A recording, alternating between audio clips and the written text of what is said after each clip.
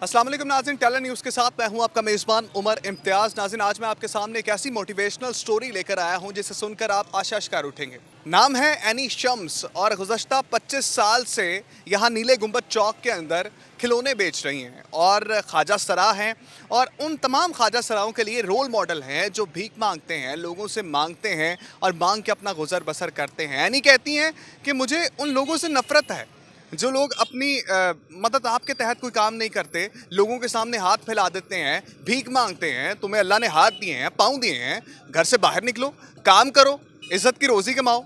Any से जानते हैं एनी को उन लोगों से गुस्सा क्यों है। एनी, सबसे पहले तो अस्सलाम वालेकुम। वालेकुम सलाम। मुझे ये बताएं कि गुस्सा क्यों होती हैं। कुछ लोगों को नहीं कारोबार कर सकते, कुछ लोग। गुस्से वाली बात नहीं है इसमें कि गुस्सा होना है। ये बात एक धब्बा लगाने वाली है, एक दाग लगाने वाली बात है। अच्छे खासे लोग हैं, हाथ भी दिए हैं, पाँव भी दिए हैं। अब हुनर का दौर है, हुनर करें, कोई काम करें। काम इतने हैं, काम ख़त्म नहीं होते। लेकिन हमारी कौम में ये हाडा हरामी फैल चुकी है कि इन्होंने हाडा हरामी का खाना है। ये हाथ फैलाना सबसे बड़ी हाडा हरामी है कि काम नहीं करना। आए काम देते नहीं है, काम उजरत नहीं देते, सब कुछ मिलता है लेकिन उतनी उजरत में ये अपना गुजारा करना नहीं जानते। ये अपनी अयाशियों के लिए या अपने दूसरे साजो सामान के लिए कहते हैं कि हम मांग लेते हैं, वो बेहतर है। अच्छी खासी औरतें मैं इतनी देख रही हूँ कि ऐसे लगता है जैसे शॉपिंग करने के लिए आई हुई हैं, हाथ में बैग पकड़े होते हैं, लेकिन बाद में जब वो हाथ फैलाती हैं तो पता चलता है कि मांगने वाली हैं। ये मांगने वालों के लिए नहीं है। ये जैसे ख्वाजा सरा ही मांगते हैं।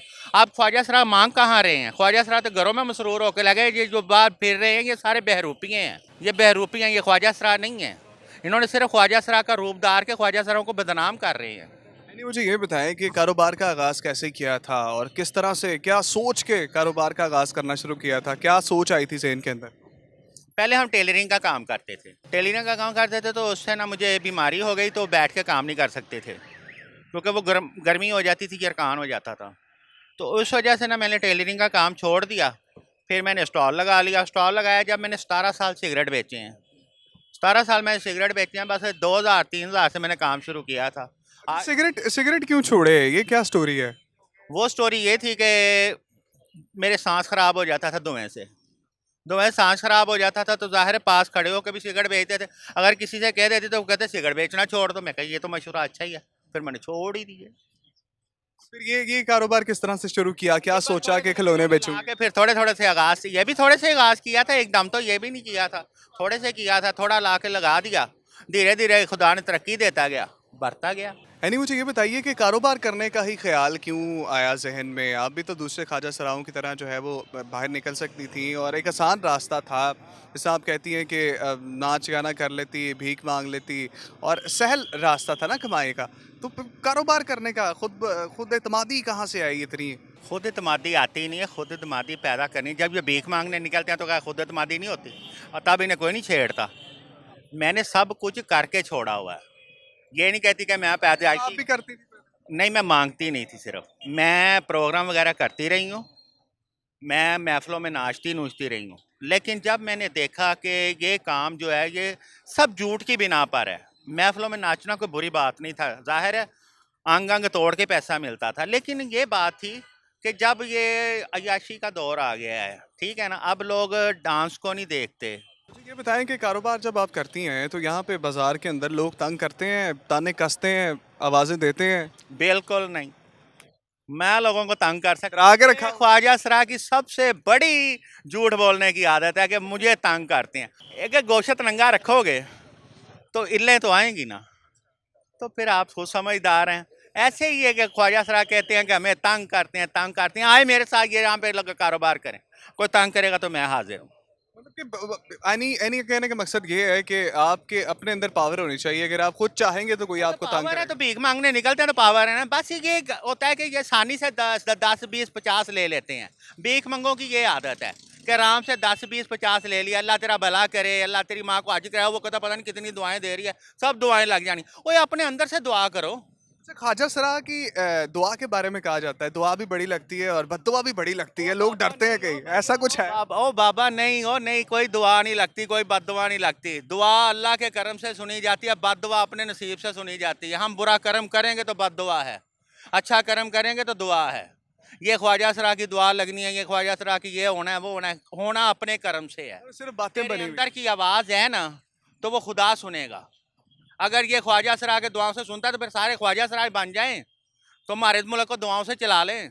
इमरान खान ने आपको ये शहूर दिया था कि जागो, नया पाकिस्तान ये बनाने की कोशिश की। ये नहीं कहा था कि मैं सारा पाकिस्तान बर्बाद करके नया बनाऊंगा। उसने ज़हन को बदलने के लिए कहा था कि नया पाकिस्तान बनाऊंगा, लेकिन हमारे लोगों की सोच मनफी है।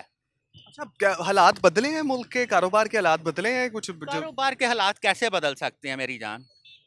जब आपका मुल्क कर्जों में डूबा हुआ है तो कारोबार के हालात कैसे बदलेंगे? कितनी उम्र हो गई है यानी? मेरी 60। 60 साल उम्र हो गई है, मतलब बहुत नशेबो फराज जिंदगी के देखे होंगे। जिंदगी से खुश हैं? हाँ बिल्कुल खुश हूँ, शुक्र है खुदा का। आराम से सोती हूँ, आराम से जागती हूँ, रोटी खाती हूँ, पीती हूँ, रहने को घर है, माँ बाप बहन भाई सारे मिलते हैं।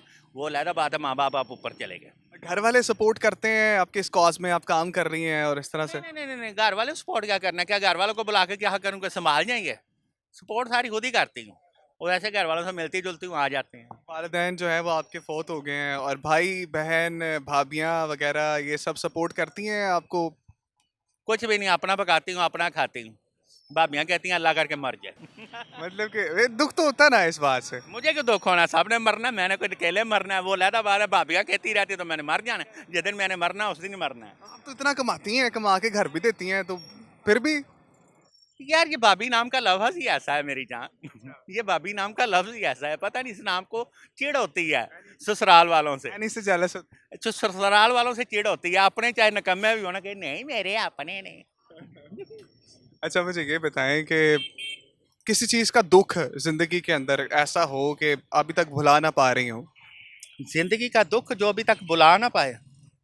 हाँ, जो अरसा मैंने ख्वाजा सराओं में गुजारा, वो काश मैं उस लाइन में ना जाती, तो ये दुख कभी भी जिंदगी में ना ये रिग्रेट आपको रहेगा सारी जिंदगी? हो। इसका ज़ाला तो ज़ाहिर है, माफ़ी खुदा ने दर खुला हुआ है, माफ़ी का माफ़ी मांगती हूँ। वो माफ़ करने वाला है, वो ज़रूर करेगा माफ़। लोग कहते हैं जी यानी खिलौने बहुत महंगे बेचती है, मतलब रेट कम नहीं करती है, इतने इतने महंगे खिलौने बेचती है, बाजार से सस्ते मिलते हैं। आय अल्लाह, क्या करूँ, यानी कि सुर्खी ख़त्म हो ही रहती है, तो यानी ने सुर्खी नहीं लेनी होती, इसलिए महंगे बेचती हूँ। लोग तो बिल्कुल फ्री देते हैं चीज़ें, मैं ही महंगे बेचती हूँ। अच्छा, कितने की कमाई हो जाती है रोज की यहाँ पे बैठ? मेरा खुदा का गुजारा मेरा चल जाता है। वो एक लिमिट होती है। अब ये नहीं होता कि मैंने रोज़ का 1000 रुपये ही निकालना है। 1000 से कम भी निकला है ठीक है, चलेगा, गुजारा करना है बस, ठीक है। यानी पैगाम दें उन लोगों के लिए जो लोग जो है वो घरों में बैठ जाते हैं और कमाई नहीं करते, और हालात का लिखा समझ के जो है वो चुप कर लेते हैं, सब्र शुक्र करके बैठ जाते हैं, हीला वसीला नहीं करते। उन लोगों के लिए वो पैगाम दें, वो भी घर से बाहर निकलें, काम करें। मेरे भाई, खुदा ने आपसे रोटी का वादा किया था कि मैं रोटी दूंगा, तो वो रोटी जो जो घर में बैठे हैं ना, वो कहते हैं कि हमें रोटी मिल जाएगी, लेकिन खुदा ने बिल देने का वादा नहीं किया था। उसने ये कपड़े पहनने का वादा नहीं किया था कि मैं तुम्हें अच्छे से अच्छे कपड़े दूंगा। उसने कहा था 2 हाथ दिए हैं ना, कमाओ। अगर उनकी समझ में आ जाएगा तो वो इतने में समझ जाएंगे। तुम हीला करो, मैं वसीला करूंगा। हाँ वेरी गुड, मैंने कह तो दिया, जो बात मैंने कही है उनकी समझ में आ जाएगी तो आ जाएगी। नाज़रीन, एनी शम्स की बातें आपने सुनी, काफ़ी सीधी बातें की हैं एनी ने, और एनी कहती हैं कि वो लोग जो घरों में बैठते हैं, मेरा उनसे सिर्फ यही कहना है कि घरों से बाहर निकलें। अल्लाह ने आपको हाथ दिए हैं, पाँव दिए हैं कि आप बाहर निकलें।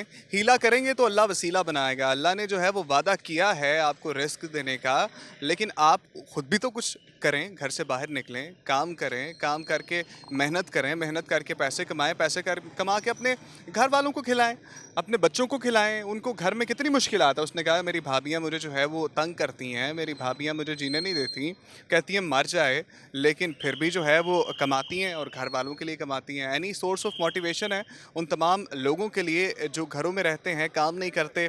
एनी को सामने रखिए और इस तरह से घर से बाहर निकलिए, काम कीजिए। 2-3 हज़ार रुपये से बिज़नेस स्टार्ट हो जाता है, जो एनी ने किया है।